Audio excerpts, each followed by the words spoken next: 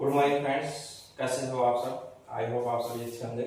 तो कल last class के अंदर हमने क्या था कि चैप्टर नंबर 5 के हमने नोट्स कंप्लीट कर लिए थे। आज हम स्टार्ट करने वाले हैं एक्सरसाइज 5.1 क्वेश्चन नंबर फर्स्ट। क्या कह रहा है क्वेश्चन नंबर फर्स्ट के अंदर कि अपने को चेक करना है गिवन सिचुएशन, जितने भी सिचुएशन दे रखे हैं सभी को अपने को चेक करना है कि दी हुई सिचुएशंस अपने पास एक पे बनाती है कि नहीं बनाती, एक पे परफॉर्म होती है कि नहीं होती। तो करते हैं सबसे पहले फर्स्ट क्वेश्चन के अंदर अपने पास क्वेश्चन दे रखा है, कंडीशन सिचुएशन दे रखी है अपने पास, the taxi fare after each kilometre when the fare is 15 for the first kilometre and 8 rupees for the additional kilometre. क्या कह रहा है कि अपने पास कोई एक टैक्सी है और वो क्या कर रही है, जो फर्स्ट किलोमीटर डिस्टेंस कवर करेगी तो उसके लिए वो चार्ज करेगी कितना, फेयर का मींस कितना है यहाँ पे चार्ज है। तो चार्ज कितना करेगी यहाँ पे 15 रुपीज पहले जो फर्स्ट किलोमीटर होगा उसके लिए 15 किलोमीटर चार्ज करेगी। उसके बाद क्या कह रहा है, जितने भी वो एडिशनल किलोमीटर चलेगी, कि सपोज करो कि पहले फर्स्ट किलोमीटर चली 1 किलोमीटर चली और कितना चार्ज लिया टैक्सी वाले ने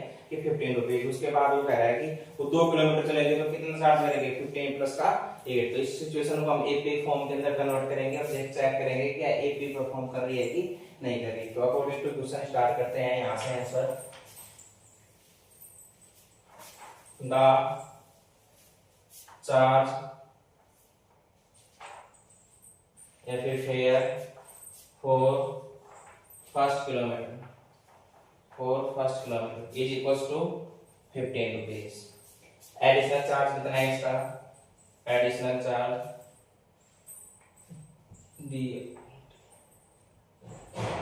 charge is equal to 8 rupees. Additional charge कितना दे रखा है 8 रुपीज। नाउ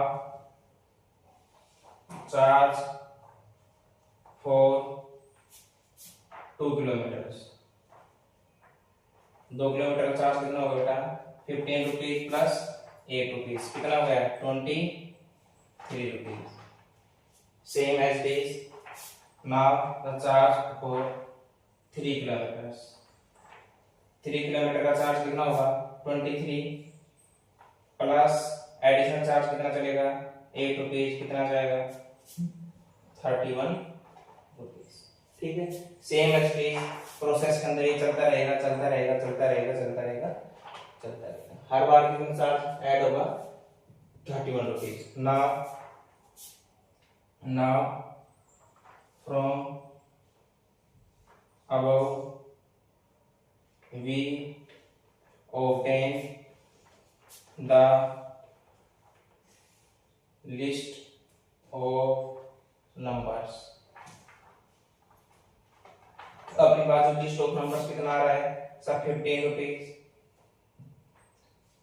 23 रुपीज, उसके बाद 31 रुपीज और दो कहां तक चलता जाएगा, जितना भी किलोमीटर कोई पर्सन उस डिस्टेंस को कवर करेगा उतना किलोमीटर वो चलता जाएगा। अब यहाँ से चेक करेंगे कि एपी को कन्वर्ट करने के लिए सबसे पहले अपने पास ये क्या दे रखा है, तो फर्स्ट टर्म होगी, उसको क्या बोलते हैं फर्स्ट टर्म। तो फर्स्ट टर्म कितनी हो जाएगी, हमने कहा था कि फर्स्ट टर्म को किससे डिनोट करते हैं स्मॉल ए से। तो फर्स्ट टर्म कितनी हो जाएगी अपने पास ए, और ए क्या है अपने पास फर्स्ट टर्म, क्या है बेटा फर्स्ट टर्म।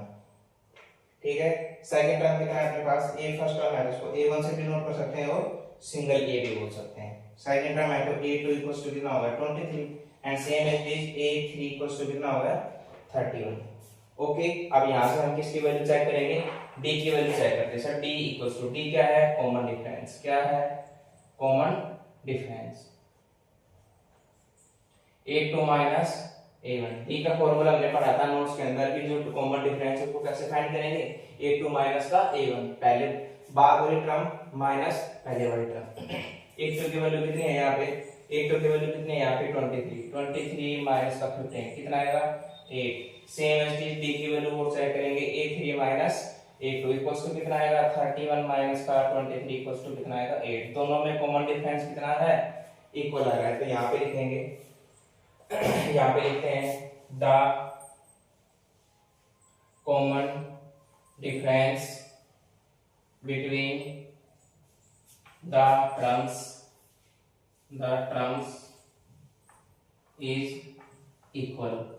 क्या है, तो कॉमन डिफरेंस क्या है, जो दी गई टर्म्स हैं उनके बीच में कॉमन डिफरेंस कितना है इक्वल है, इसलिए क्या बनाएगा ये so the list of numbers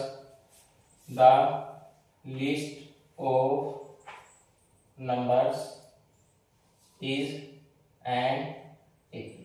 क्या है ये? एपी है। और एपी का कैसे पता चला कि अपने पास जितने भी टर्म्स दी हुई होती हैं फर्स्ट टर्म से लेकर के और लास्ट टर्म तक सभी टर्म के बीच में हम कॉमन डिफरेंस चेक करेंगे। फर्स्ट टर्म अपने पास जो एडिशन अपने पास जो क्वेश्चन में दिया होगा जैसे किसी अंदर ऑलरेडी फर्स्ट टर्म दे रखी है तो पहली टर्म आएगी उसी को हम फर्स्ट टर्म बोलेंगे और वो वैल्यू किसकी होगी? a1 की। उसको स्मॉल a से डिनोट कर सकते हैं, या तो आप उसको a1 बोल दो या फिर आप उसको ओनली a बोल दो। उसके बाद जितने भी टर्म्स होंगे first term second term third term सभी टर्म के बीच में हम कॉमन डिफरेंस चेक करेंगे। अगर सभी के बीच में कॉमन डिफरेंस इक्वल आ रहा है इसका मतलब क्या हो जाएगा? वो एपी परफॉर्म करेगा। अदरवाइज कॉमन डिफरेंस एक भी किसी भी दो टर्म के बीच में कोई भी जो टर्म है अगर यहाँ पे कहीं भी अगर अपने पास डी की वैल्यू अगर चेंजमेंट मिलती है, सपोज दैट यहाँ पे 8 और 8 आ रहा था, इसका मतलब कॉमन डिफरेंस सभी के बीच में क्या है? इक्वल।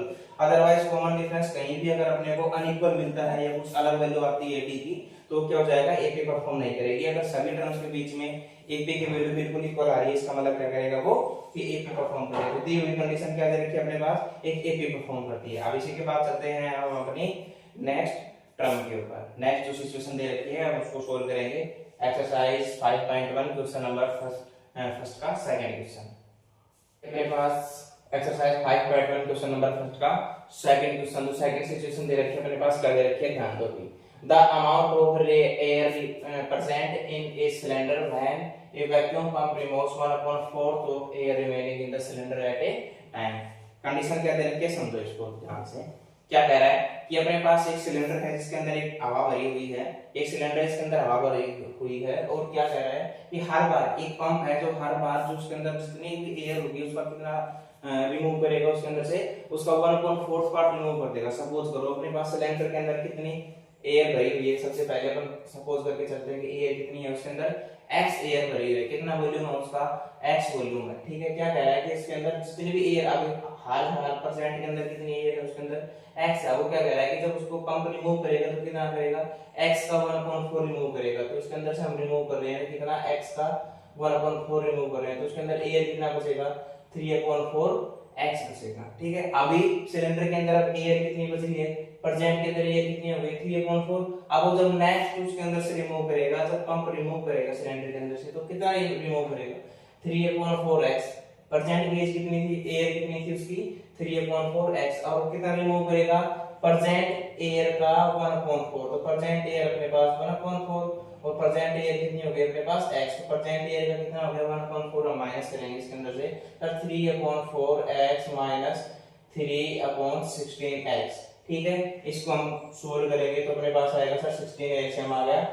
इसका उसको सोल्व करेंगे सर 12 माइनस 3 और दोनों के अंदर से हमने x को ले लिया तो x कितना आ जाएगा यहाँ पे सर 9/16x। ठीक है, तो ये वाली वैल्यू ये आ गई और ये वाली वैल्यू ये आ गई। इसी तरह हम हर एक वैल्यू को क्या कर सकते हैं यहाँ पे कैलकुलेट कर सकते हैं बाय दिस फॉर्मूला, जैसे क्वेश्चन के अंदर दे रखा है अकॉर्डिंग टू क्वेश्चन। अब अपने पास एयर के अंदर सिलेंडर के अंदर एयर कितनी बची है अपने पास? 9/16x एयर बची है। अब वापस से उसके अंदर से एयर रिमूव करेंगे तो पंप से इसका कितना? इसका 1/4 माइनस करेंगे किसमें से? इसी एयर में से माइनस करेंगे। तो आप जैसे हम सब चीजों को अभी हमने इसको समझा तो उसको हम लिखते हैं अकॉर्डिंग टू लैंग्वेज के अंदर अकॉर्डिंग टू क्वेश्चन। ठीक है, तो यहाँ स्टार्ट करते हैं आंसर अपना और लिखते हैं लेट द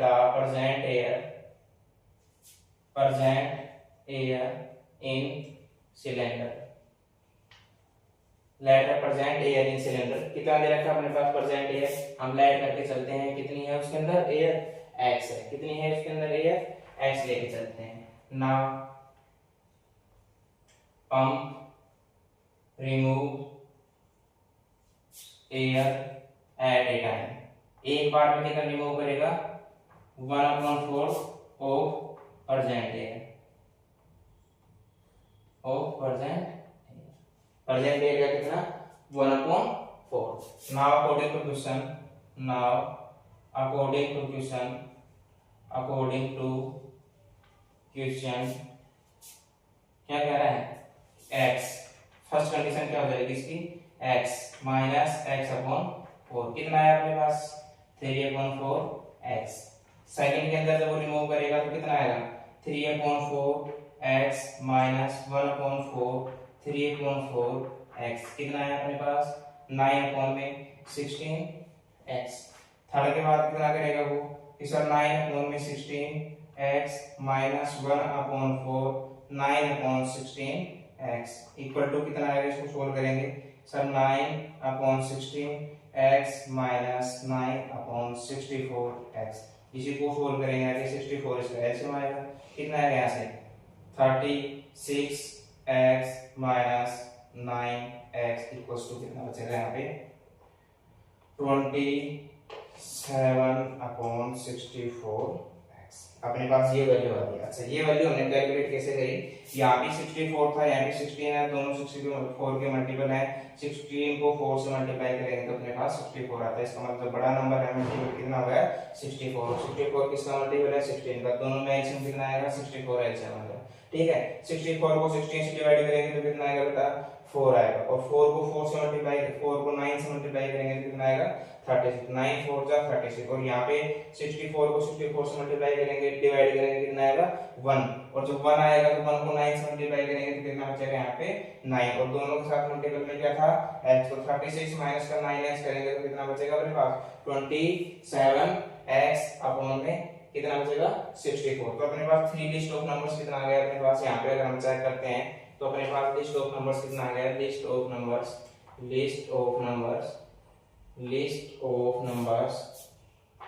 इस कितना आएगा अपने पास, सबसे पहले प्रेजेंट ईयर कितनी थी x, उसके बाद कितनी हो गई 3/4x, उसके बाद कितनी हो गई 9/16x, उसके बाद कितनी है 27/64x, और दो ऐसे करके जाएगी चलती जाएगी प्रोसेस। यहाँ पे अपने पास a की वैल्यू कितनी आ रही है x, फर्स्ट टर्म कितनी है अपने पास x, तो फर्स्ट टर्म कितनी आ गई x।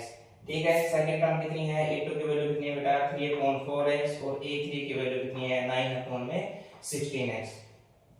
अब क्या चेक करना है को, अगर ये AP है कि नहीं है ये चेक करना है। अगर ये AP है तो इनके बीच में क्या आना चाहिए कॉमन डिफरेंस इक्वल आना चाहिए, तो हम सभी टर्म्स के बीच में क्या चेक करेंगे कॉमन डिफरेंस चेक करेंगे। अच्छा हमने कहा था जो फर्स्ट टर्म होती है उसको आप A1 से भी नोट कर सकते हो और ओनली सिंगल A भी बोल सकते हैं। ठीक है तो यहाँ से हम कॉमन डिफरेंस चेक करेंगे सर A2 माइनस A1 करेंगे। यहाँ पे A2 की वैल्यू कितनी है बेटा 3/4x माइनस का x करेंगे कितना आएगा माइनस का 1/4x। ठीक है एलसीएम लेंगे सोल्व करेंगे कितना आएगा -1/4x।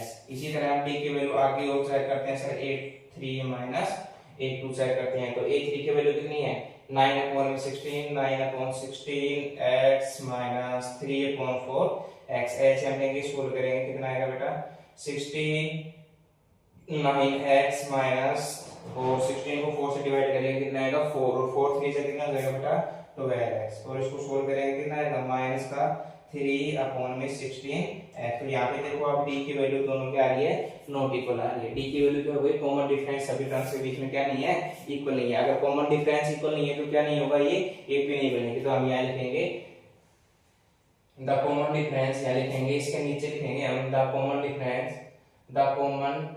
Difference between the terms are not equal। ठीक है तो कॉमन डिफरेंस क्या है सभी टर्म्स के बीच में इक्वल नहीं है। फिर क्या लिखेंगे यहाँ पे show the list of numbers